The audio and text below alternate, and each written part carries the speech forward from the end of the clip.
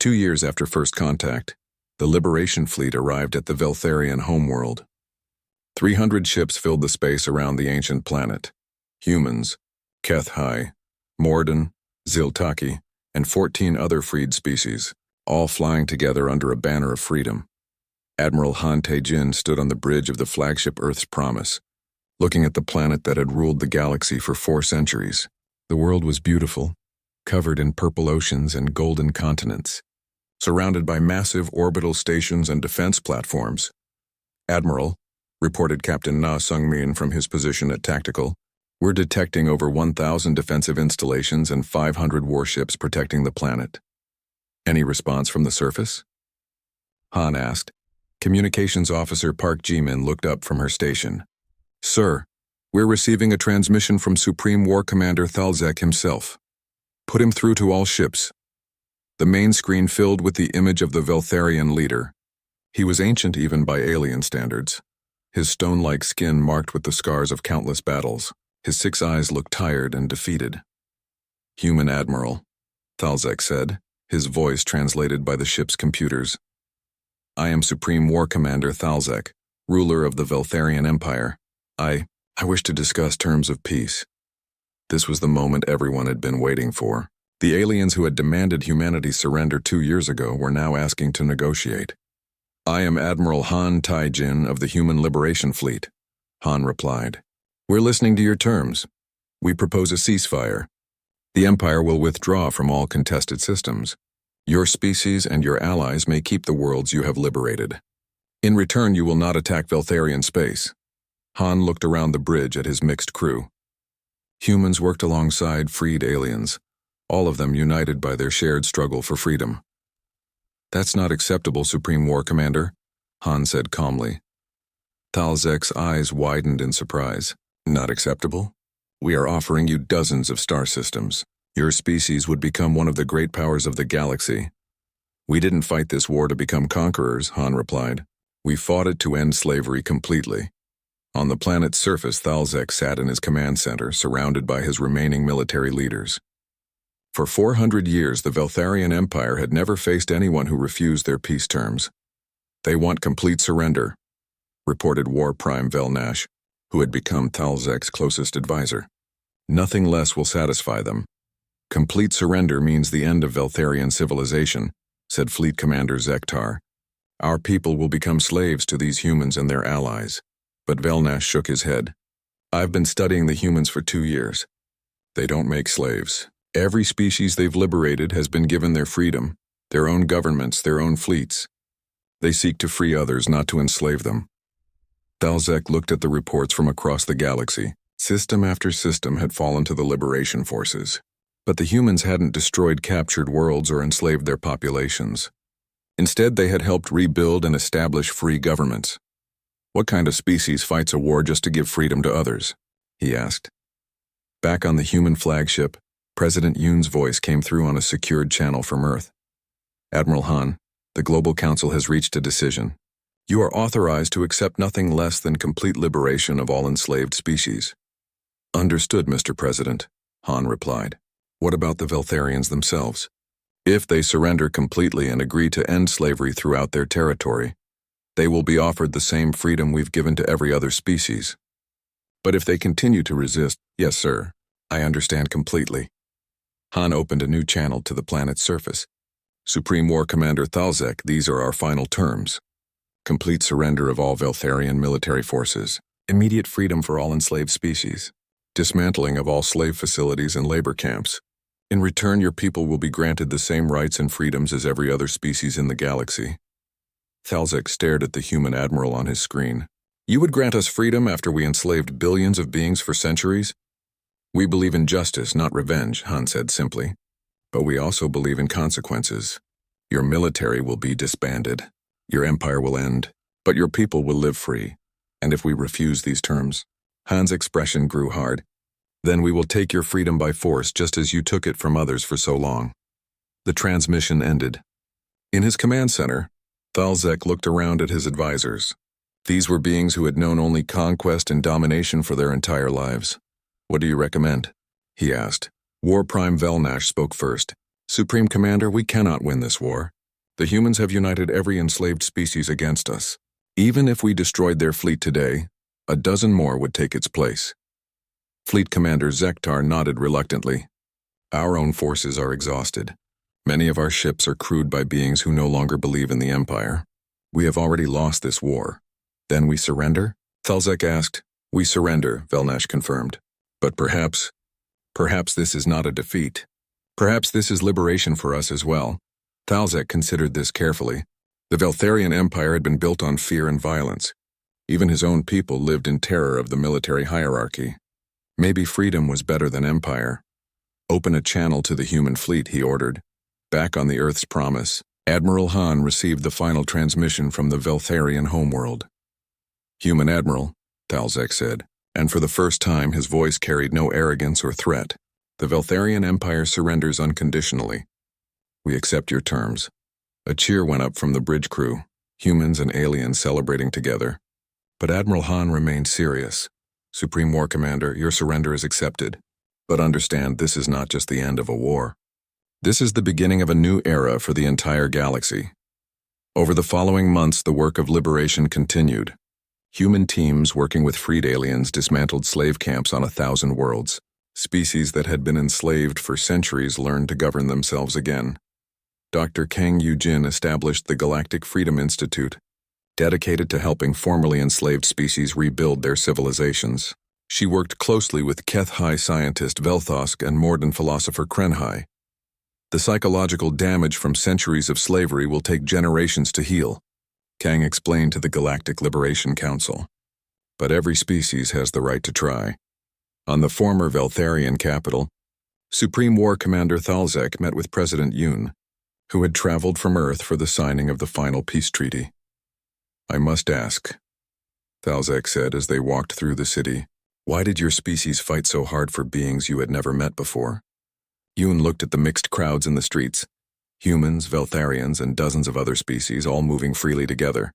Because slavery is wrong, Yoon said simply. It doesn't matter who the slaves are or who the masters are. Freedom is the right of every thinking being in the universe. But surely you could have negotiated for your own freedom without fighting for others. Our freedom wasn't worth much if it was built on others' slavery, Yoon replied. True freedom can only exist when everyone is free. Thalzek studied the human president carefully. Your species is very strange. Most beings fight only for themselves and their own kind. Maybe that's why most species lose their wars, Yoon said. When you fight only for yourself, you fight alone. When you fight for freedom itself, the entire galaxy fights with you. As the ceremony concluded, former WarPrime Velnash, now serving as a teacher in the new Veltharian civilian government, sent a message across the galaxy. It would be remembered as one of the most important communications in galactic history. To all species of the galaxy, he began. For 400 years, the Veltharian Empire ruled through fear. We believed that might made right, that the strong should dominate the weak. We were completely wrong. The humans taught us a truth we had forgotten, that the strongest force in the galaxy is not weapons or ships or armies. It is the desire for freedom, and when that desire is shared by all beings, it cannot be defeated by any force. We thought we had found another species to enslave. Instead, we found a species that would never accept slavery, not for themselves and not for anyone else. Their war was not for conquest. It was for liberation of all. The humans showed us that we had barely begun to understand what strength truly means. Real strength is not the power to dominate others. Real strength is the courage to set others free. The age of empires is over. The age of freedom has begun. And it began the moment we realized that humanity had barely begun to fight. The message spread across the galaxy, reaching billions of beings on thousands of worlds. For the first time in centuries, every thinking creature in the galaxy was free to choose their own destiny. And somewhere in the cosmos, other young species were taking their first steps toward the stars, knowing that if they ever faced the choice between freedom and slavery, they would not face it alone. The humans had taught the galaxy a lesson that would never be forgotten. Some species fight to survive. Some fight to conquer, but the greatest species fight so that others might be free. The war was over. The real work of freedom had just begun. 1 year after the war began, Humanity did something the Veltharian Empire thought was impossible. They left their home system and attacked the aliens on their own territory. Captain Ojihun stood on the bridge of the captured Veltharian ship, Dark Victory, now renamed Liberation. His crew had spent months learning to operate alien technology, and now they looked exactly like just another Imperial patrol ship. Approaching the Kepler 442 system, reported navigator Kim Jae-sung. According to our captured data, this is a major Veltharian supply depot. Any other ships in the area? Oh asked. 3 patrol vessels and 1 command ship. They're not expecting any trouble. This was humanity's new plan. Instead of waiting for the aliens to attack Earth again, human forces had gone on the attack themselves. Using captured ships and stolen intelligence, they struck at Veltharian bases throughout the galaxy. The Liberation approached the depot, sending out Veltharian identification codes. To the aliens, it looked like a normal patrol returning from duty. "This is Supply Commander Kethvar," came a transmission from the depot. "Report your mission status." O nodded to his communications officer, Sergeant Lee Myung-ho, who had learned to speak the Veltharian language. "Supply Commander, we have captured enemy intelligence about their defensive positions. Requesting permission to dock and transfer the information." Permission granted. Dock at Bay 7. The human ship moved closer to the massive alien station. O smiled grimly. The aliens still didn't understand that humans were masters of tricks and lies in warfare. As soon as the Liberation docked, human Marines poured out of the ship. The Veltharian station crew was completely unprepared for an attack. Most of them surrendered without even trying to fight. But O's mission wasn't just to capture supplies. As his team secured the station, they made an incredible discovery. "Captain," called Marine Lieutenant Park Si-jin over the radio, "you need to see this right away. We found something in the lower levels." O made his way through the station corridors to where his Marines were standing guard. Behind a heavy security door, he found a large chamber filled with alien beings. But these weren't Veltharians. The creatures were small and thin with gray skin and large black eyes. They wore simple work clothes and looked terrified of the human soldiers. "Sir," reported Lieutenant Park, "according to the station records, these are called HFY. They're slaves working in the manufacturing sections." O stared at the frightened aliens. "Slaves?" "Yes, sir. And there are many more. The records show there are 17 different species being used as slave labor throughout the Veltharian Empire. This changed everything. Humanity had thought they were fighting an empire of conquerors. Instead, they had discovered an empire built entirely on slavery. Dr. Kang Yu-jin, who had joined the mission as a specialist in alien life, approached the HFY carefully. She used the translation device to speak to them. "We are humans," she said slowly and clearly. "We are enemies of the Veltharians. We want to help you become free." The largest HFY stepped forward. "You fight the Stoneskins?" he asked in broken Veltharian language. "Yes, we fight them, and we free their slaves." The alien's black eyes grew very wide. "Free? No one fights Stoneskins." "Too strong. Too many ships. We're not like other species," Kang replied. "We don't give up and surrender." Word of the liberation spread quickly through the slave quarters. Within hours, thousands of alien slaves throughout the station had learned that someone was finally fighting back against the Veltharian Empire. Back on Earth, President Yoon received O's report with complete amazement. 17 slave species? Admiral Han nodded. "Sir, Captain O estimates there might be billions of enslaved aliens throughout Veltharian space. Species that were conquered centuries ago and have been working in their factories and mines ever since." General Choi looked at the strategic possibilities. "If we could organize these slaves into a rebellion, it would be the complete end of the Veltharian Empire," finished President Yoon. The plan that emerged was more ambitious than anything humanity had ever attempted. Instead of just defending Earth, they would liberate every enslaved species in the entire galaxy. Lieutenant Commander Bae In-young, promoted after her success as a sniper on Mars, now led liberation missions on multiple worlds. Her team included humans, freed HFY, and members of other liberated species. On the industrial world of Vega 7, Bae's combined forces attacked a massive mining operation. The Veltharian overseers expected their slaves to hide in their barracks during the fighting. Instead, the slaves joined the battle against their masters. "This is impossible. radioed Sector Commander Veltek to his superiors. The slave species are fighting alongside the humans. They're using our own equipment against us. The liberated aliens brought more than just extra soldiers to the human cause. They brought centuries of knowledge about Veltharian weaknesses. Mordun engineer Klexhai, freed from a weapons factory on Alpha Centauri, worked with Kim Sora to develop new attack strategies. Stone skin ships have weak spot, Klexhai explained through the translator. Power coupling behind main engine. If you hit there, whole ship loses power. Why didn't you ever use this knowledge before? Sora asked. We tried rebellion before, many times. Always failed. Stone skin's too strong and we fought alone. But now we have humans. Humans never give up. This was the key to humanity's success. Other species had tried to rebel against the Veltharians, but they fought alone and gave up when the task seemed hopeless. Humans brought these scattered resistance movements together and gave them hope. On the Veltharian capital world, Supreme War Commander Thalzek received reports that filled him with complete dread. 17 different star systems were in open rebellion. Slave species that had served the Empire for centuries were suddenly fighting like warriors. How is this possible? He demanded from his war council.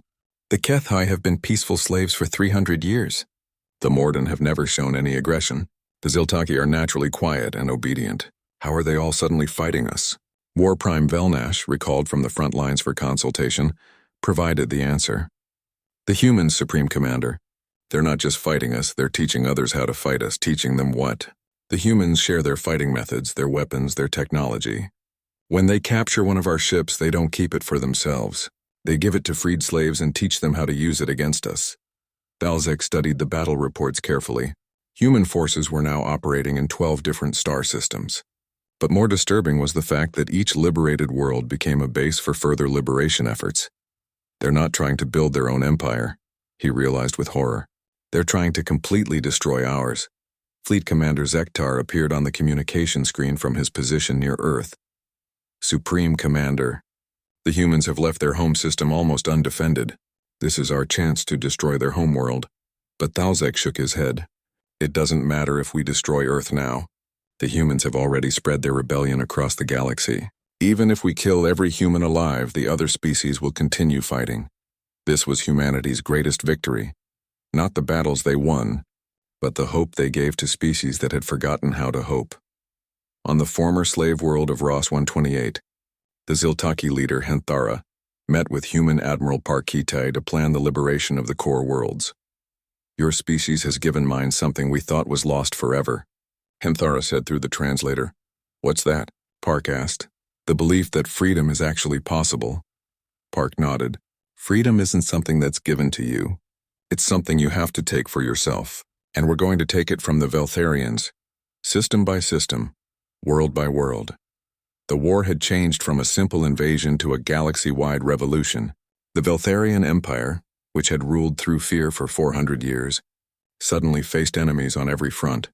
And at the center of it all were the humans, the species that had never learned to surrender, and was now teaching the entire galaxy that surrender was not the only choice. War Prime Velnash sent a final report to the Imperial capital. The humans have done something we thought was impossible. They have united all our enemies against us. This is no longer a war of conquest. This is a war of liberation, and we are losing badly. Supreme War Commander Thalzek read the report in his private chambers. For the first time in his long life, he began to understand what the Empire had truly been. Not a collection of conquered worlds, but a prison holding billions of slaves. And now the prisoners had found the key to their chains. The humans had not just refused to surrender. They had convinced an entire galaxy to stand up and fight back. 6 months had passed since the first battle at Earth. The Veltharian Empire had expected to conquer humanity in a few days. Instead, they found themselves stuck in the longest war in their entire history. Fleet Commander Zektar stood in his command center, looking at reports that made no sense to him. His fleet still controlled the space around Earth's solar system, but the humans refused to give up. Even worse, they were getting stronger every day. Fleet Commander, reported War Captain Morthek, the humans have attacked another one of our supply convoys. They destroyed 3 transport ships before our escort vessels could help them. How is this possible? Zektar demanded. Their ships are still not as good as ours. Sir, they're using new fighting methods. Instead of attacking our main fleet directly, they go after our weakest ships. They hide behind asteroids and attack by surprise. Then they disappear before we can catch them. What Zektar didn't understand was that humans had been fighting guerrilla wars for thousands of years. Captain Oji Hoon, commanding the stealth ship Shadow of Seoul, was an expert at these hit-and-run attacks. "Target the supply ship's engines," O ordered his crew. "We don't need to destroy the whole ship, just stop it from moving." The Shadow of Seoul fired its kinetic weapons at the alien transport. The ship stopped moving and floated helplessly in space. "Now for the interesting part," said O's weapons officer, Lieutenant Park Dong-hyun.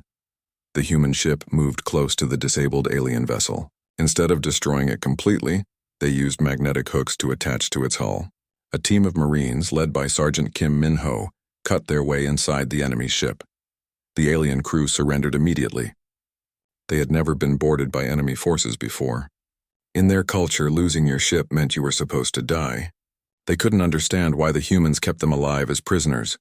"Take everything useful," ordered Sergeant Kim. "Weapons, technology, food, fuel, we need it all."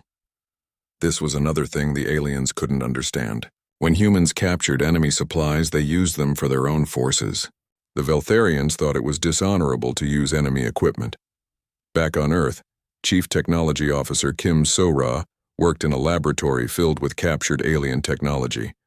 She had been promoted from her job as engineer on the new Sol after proving she could understand Veltharian systems better than anyone else. "Dr. Kim," called her assistant, "Engineer Yu Sang-wook. I think I've figured out how their plasma weapons work." Sora looked at the captured alien weapon. "Show me what you found." "Their energy weapons are incredibly powerful, but they have a major weakness. They can only fire for about 10 minutes before they get too hot. Then they need 30 minutes to cool down before they can fire again." "That explains a lot," Sora replied. "Our kinetic weapons can fire continuously for hours. We can keep shooting while they're waiting for their weapons to cool down." This was the real problem the Veltharian Empire faced. Their technology was designed for quick victories against enemies who surrendered immediately. They had never fought anyone who could match them for more than a few minutes at a time. On Mars, the ground war continued. Colonel Seo Hae-jin had turned the human colony into a fortress. Every building was a defensive position. Every street had hidden traps. The Veltharian ground troops, led by War Commander Tekval, controlled most of the colony during the day. But at night, human soldiers came out of hidden tunnels to attack.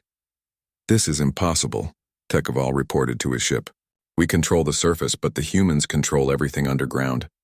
They appear from nowhere, attack us, and then vanish. How do we fight an enemy we cannot see?" Lieutenant Bae In-young, a Marine sniper, watched an alien patrol through her rifle scope. She had been hiding in the ruins of a destroyed building for 3 days, waiting for the perfect shot. The alien commander was easy to identify. He was larger than the others, and his armor had golden decorations. Bae took careful aim and fired. The kinetic round traveled faster than sound. By the time the aliens heard the gunshot, their commander was already falling to the ground. The patrol scattered in panic, running for cover behind anything they could find. "Enemy sniper." They radioed to their ship. "Commander down. We need immediate evacuation." This was psychological warfare, something else the aliens had never experienced. Humans didn't just fight to win battles. They fought to break their enemy's will to keep fighting. In Earth's orbital shipyards, Admiral Han Tai-jin inspected the newest human warship. The new Busan was larger than any ship humanity had ever built, and it was covered with weapons captured from defeated Veltharian vessels. "Admiral," reported Captain Na Sung-min, who had survived when his previous ship was destroyed. "We've successfully combined their shield technology with our hull armor. This ship can take more punishment than anything else in our fleet." "What about weapons?" Han asked. "We've kept our kinetic cannons, but we've added their plasma weapons as backup systems. When their energy weapons overheat, we switch to kinetic rounds. When our kinetic weapons need reloading, we use plasma beams." This was humanity's greatest advantage, the ability to adapt and change. While the Veltharians stuck to their old methods, humans learned from every battle and improved their techniques. War Prime Velnash contacted Fleet Commander Zektar from his position near the outer planets. "Fleet Commander, I have disturbing news. The humans are not fighting like any species we've ever encountered." "Explain what you mean." "They study our fighting methods and adapt to counter them. When we use energy shields, they switch to kinetic weapons. When we strengthen our shields, they use ramming attacks. When we spread our fleet out, they concentrate their forces. When we concentrate our forces, they spread out and attack our weak points. Zektar felt a growing sense of worry. What are you trying to tell me? I'm saying these humans are learning faster than we are. Every battle makes them stronger while making us weaker. This was exactly what was happening. Dr. Kang Yu-jin had established the Human War Studies Institute, where scientists studied every aspect of Veltharian technology and fighting methods. Pattern analysis shows that Veltharian fleet formations haven't changed in 200 years, reported Dr. Lim Hae-won, Kang's assistant. They used the same attack patterns against us that they used against the last 17 species they conquered. But we're not like those other species, Kang replied. We change, we adapt, we learn from our mistakes and get better. The aliens were starting to understand this. In his private quarters, Fleet Commander Zektar studied recordings of the battles. What he saw made him afraid. In the first battle, human ships had been destroyed easily. But by the third battle, humans were using better tactics. By the fifth battle, they were using captured alien weapons. By the 10th battle, they were winning more fights than they lost. Morthek, he called to his assistant, contact Supreme War Commander Thalzek on the homeworld. Tell him we need reinforcements immediately. How many ships, Fleet Commander? Zektar looked at the battle reports spread across his desk. All of them. Send every ship we have. On Earth, President Yoon held a meeting with his military leaders. The war was going better than anyone had expected, but it was far from over. Give me a status report, Yoon requested. General Choi stepped forward. Sir, we've pushed the alien fleet back from Mars. We now control the inner solar system up to the asteroid belt. What about our losses? We've lost 40 ships and 8,000 soldiers, but we've destroyed 35 alien ships and captured 12 more intact. More importantly, we've rescued nearly 1,000 alien prisoners. This was another surprise for the Veltharians. Humans didn't kill prisoners. They tried to heal them and learn from them. Dr. Kang had been interviewing captured aliens for months. Mr. President, I've learned something very important. The Veltharian Empire isn't really a true empire. It's more like a protection racket. What do you mean by that? They conquer species by threatening them, not by actually fighting them. Most species they've conquered are still living on their own worlds, just paying tribute money. They've never had to occupy hostile territory or fight a long war like this one. Admiral Han nodded in agreement. That explains why their supply lines are so weak. They've never needed to maintain a war fleet far from home for months at a time. President Yoon studied the star charts on the wall. If that's true, then we have an advantage they don't expect. We can fight a long war. The question is, can they? The answer was becoming clear to the Veltharians themselves. War Prime Velnash sent a coded message to the Imperial capital. The humans are not like other species. They do not fight to survive, they fight to win completely. If we continue this war much longer, they will eventually defeat us. Supreme War Commander Thalzek received the message in his palace on the Veltharian homeworld. He had been ruler of the Empire for 50 years and no species had ever resisted for more than a few days. Impossible, he said to his advisors. No primitive species can defeat the mighty Empire. But the reports from the front lines were very clear. The humans were not just surviving, they were actually winning. And they showed no signs of giving up or asking for peace. For the first time in 400 years, the Veltharian Empire faced the real possibility of losing a war, and they had absolutely no idea how to handle defeat. The Veltharian warfleet arrived at Earth's solar system like a dark storm cloud blocking out the sun. 200 ships moved in perfect formation, their purple hulls shining in the light of Earth's star. Fleet Commander Zektar stood on the bridge of his flagship, the Eternal Victory, watching the small blue planet grow larger on his screens. Such a small world, he said to his assistant, War Captain Morthek. It's hard to believe these simple creatures think they can resist the Empire. Indeed, Fleet Commander. Most species surrender when they see just 10 of our ships. 200 should make them shake with fear. Zektar had brought such a large fleet because he wanted to make a strong impression. The humans had been strangely slow to surrender, taking the full 30 days just to send messages back and forth. Other species usually gave up within hours. On Earth, warning sirens were sounding in every major city. President Yoon Dae-ho stood in the Global Defense Command Center, built deep under the mountains of South Korea. Around him, military leaders from every nation watched the approaching alien fleet on huge screens. "Give me a status report," Yoon ordered. General Choi Min-seo, head of Earth's combined military forces, stepped forward. "Sir, we have 50 military ships positioned around Earth. Another 20 ships are protecting Mars colony. All orbital defense platforms are ready for battle." Admiral Han Tai-jin, commander of Earth's space fleet, added, "Our forces are outnumbered 4-1, but we've had 30 days to prepare. Every ship has been equipped with the new kinetic weapons based on information from the new Sol." Dr. Kang Yu-jin, Earth's leading expert on alien life, looked worried. "Mr. President, I've been studying the communication records from Commander Park's ship. These aliens follow a very specific pattern when they conquer other worlds. They arrive, they demand surrender, and they usually get it immediately. What makes them so confident?" asked President Yoon. "They have better technology, but more importantly, they've never met real resistance. In 400 years of expansion, no species has ever fought back. They don't know how to handle a real war." The alien fleet stopped just outside Earth's orbital defense range. A massive ship moved forward. It was 3 times larger than any human vessel ever built. "Incoming. Transmission from the flagship," reported Communications Director Park Ji-min. "Put it through to all channels. I want every human on Earth to hear this." The screen filled with the image of Fleet Commander Zektar. He was larger than War Prime Velnash, with 6 eyes and golden markings on his stone-like skin. "Humans of the planet Earth," his voice boomed through the translation system. "I am Fleet Commander Zektar of the Veltharian Empire. Your time for surrender has ended. You will submit to Imperial rule immediately, or your cities will be turned to ash." President Yoon stepped forward. "I am President Yoon Dae-ho, leader of the United Earth Government. We have considered your demands and our answer is no." Zektar's 6 eyes opened wide with shock. "No, you say no to the Veltharian Empire? Look at your weak defenses compared to our might. Your weapons are primitive. Your ships are slow. Your technology is centuries behind ours." "That may be true," Yoon replied calmly, "but this is our home, and we will defend it." "Your home?" Zektar made the sound that meant laughter. "Soon it will be just another world in our empire. You will serve us or you will die." The transmission ended. On the alien flagship, War Captain Morthek looked confused. "Fleet Commander, they actually refused our demands. In 400 years, no species has ever refused direct surrender orders. They are simply too primitive to understand their situation," Zektar replied. "We will begin with orbital bombardment. Once they see a few of their cities burning, they will beg for mercy like all the others."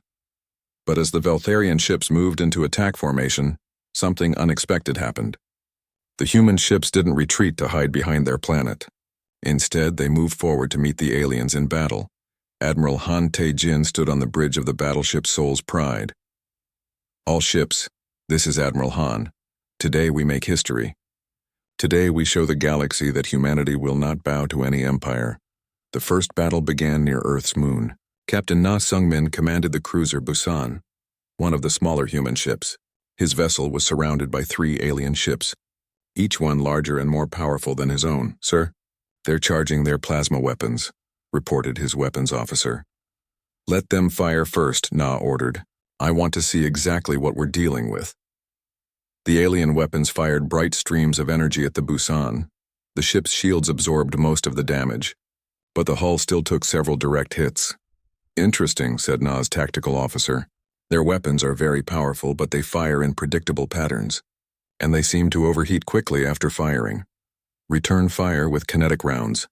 The Busan fired solid metal projectiles at incredible speed. The aliens had never faced weapons like these before. Their energy shields, designed to stop plasma beams and laser attacks, were completely useless against simple metal bullets moving at near light speed. The first alien ship took 3 direct hits and began spinning out of control. Black smoke poured from holes punched through its hull. On the flagship Eternal Victory, alarms were ringing everywhere. "Fleet Commander!" shouted Morthek. "The humans are using kinetic weapons. Our shields cannot stop them." Zektar stared at the battle reports in disbelief. "Kinetic weapons? But that's such primitive technology. Why would anyone use metal projectiles when they could use energy weapons?"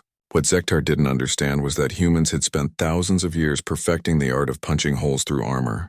Energy shields were new technology to humanity, but armor was very old. Human weapons were specifically designed to penetrate the strongest defenses. The battle continued for 6 long hours.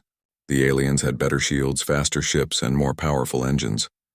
But the humans had something the aliens had never encountered before. They knew how to fight a real war. Captain Lee Soo-jin commanded the destroyer Incheon. When alien ships surrounded her vessel, she didn't try to run away. Instead, she flew straight at the largest enemy ship. "Captain, we're taking heavy damage," reported her engineer. "Keep the engines running," Lee ordered. "Put all power to forward shields." The Incheon crashed directly into the alien ship's side. Both vessels were destroyed in the collision, but the alien ship was 3 times larger. For the aliens, it was an unthinkable loss. "They're using ramming attacks," Morthek reported to Zektar. "Our ships aren't designed to handle such primitive tactics." "Primitive? They're destroying themselves just to damage us. What kind of species does that?" On Mars, the fighting was even stranger for the aliens. Colonel Seo Hyejin commanded the colony's ground defenses. When Veltharian troops landed near the main city, they expected the human civilians to run away in terror. Instead, the civilians helped the soldiers prepare traps. Shop owners gave the military their tools to make improvised weapons. Children carried messages between defensive positions. "This is not normal behavior," reported Ground Commander Velkash to his ship. "The civilian population is actively helping their military forces. They should be running away or hiding in fear." War Prime Velnash, who had been observing the battle, contacted Fleet Commander Zektar. "Something is very wrong with these humans. They don't fight like any other species we've conquered." "What do you mean?" "Other species fight to survive long enough to surrender with some honor. These humans are fighting to win. They would rather die than lose." Back on Earth, President Yoon watched the battle reports with his military advisors. Humanity was losing more ships than the aliens, but they were making every loss count for something. "Sir," reported General Choi, "the aliens are pulling back from Mars. Their ground troops are requesting immediate evacuation." Dr. Kang Yu-jin looked at the incoming data. "Mr. President, I think we've discovered something very important. These aliens aren't used to fighting real battles. They're used to conquering through fear." "There's a big difference." Admiral Han's voice came over the communication system. "Mr. President, the alien fleet is retreating to the edge of the solar system. We've hurt them, sir. We've actually hurt them badly." On the Eternal Victory, Fleet Commander Zektar studied the battle reports. His fleet had lost 15 ships. The humans had lost 30 ships, but somehow it felt like the humans had won the battle. "I don't understand this," he said to Morthek. "We have superior numbers and technology. How are these primitives still fighting?" War Prime Velnash appeared on his communication screen. "Fleet Commander, I've been studying these humans during my time watching them. I believe we have made a terrible mistake." "What kind of mistake?" "We assumed they were like other species, that they would surrender when faced with overwhelming force. But these humans have never learned how to surrender. They only know how to fight harder." Zektar looked at the small blue planet on his screen. For the first time in 400 years of conquest, the Veltharian Empire had met an enemy that actually fought back with everything they had, and for the first time in his life, Fleet Commander Zektar felt afraid. The deep space exploration vessel New Seoul moved through the endless darkness between stars. Commander Park Hyun-woo stood on the bridge, watching the stars through the main viewing screen. His crew of 32 people had been traveling for 8 months, farther from Earth than any human had ever gone before. "Commander," Kim Sora called from her engineering station, "I'm picking up something strange on the long-range sensors." Park walked over to look at her screen. Purple dots were appearing at the edge of their detection range. "How many ships are we looking at?" 15. No, wait, 20. They're much bigger than our ship, Commander. Lieutenant Lee Jin-ho looked up from his weapons station. "Sir, these ships don't match anything in our database. Their energy patterns are completely different from human technology." Park felt his heartbeat faster. This was exactly what they had come to find. Proof that Earth was not alone in the universe. But actually finding aliens was very different from hoping to find them. "Sound red alert," Park ordered. "All crew to battle stations." The bridge lights changed to red. Throughout the ship, his crew moved quickly to their positions. Park had trained them well during the long journey. They were ready for whatever might happen. The alien ships came closer. They were beautiful in a frightening way. Each ship was twice the size of the New Seoul and shaped like a curved sword. Their hulls were dark purple and seemed to glow with inner light. Incoming message, reported Communications Officer Bae Young-ho. Put it on the main screen. The viewing screen showed an alien face. The creature had 4 eyes arranged around its head and skin that looked like smooth gray stone. When it spoke, the ship's computer worked to translate the words. Small vessel, you have entered the territory of the Veltharian Empire. I am WarPrime Velnash of the Conquest Fleet. You will surrender immediately. Park stepped forward. He had thought about this moment many times during their journey. What would be the right thing to say to the first alien humanity ever met? I am Commander Park Hyunwoo of the Earth vessel New Seoul. We come in peace. We are explorers, not soldiers. The alien's 4 eyes blinked in what might have been surprise. Peace? You speak of peace when facing the Veltharian Empire? How strange. Your ship will be captured. Your crew will serve the Empire. This is how things are done. I'm sorry, but that won't work for us, Park replied calmly. We represent the people of Earth. Any decisions about our future need to be discussed with our government back home. Velnash leaned forward on the screen. Your government? You think your primitive leaders have any choice in this matter? Look at your tiny ship compared to ours. Look at your weak weapons compared to our power, Kim Sora whispered quietly to Park. Commander, their ships are definitely more advanced than ours. They have energy shields, plasma weapons, and faster engines. But something seems odd about how they're positioned. They're not arranged for battle. They're arranged to look impressive. Lee Jin-ho nodded agreement. It's like they're trying to scare us instead of fight us. Park kept his face calm and neutral. WarPrime Velnash, as I said, will need to talk with our people about this. How much time can you give us? The alien made a sound that the computer translated as laughter. Time? You want time? Very well, primitive creature. The Veltharian Empire shows mercy to those about to become slaves. You have 30 rotations to prepare your surrender documents. Use this time to contact your leaders and explain how hopeless your situation really is. 30 rotations? Park asked. 30 of your planet's day cycles.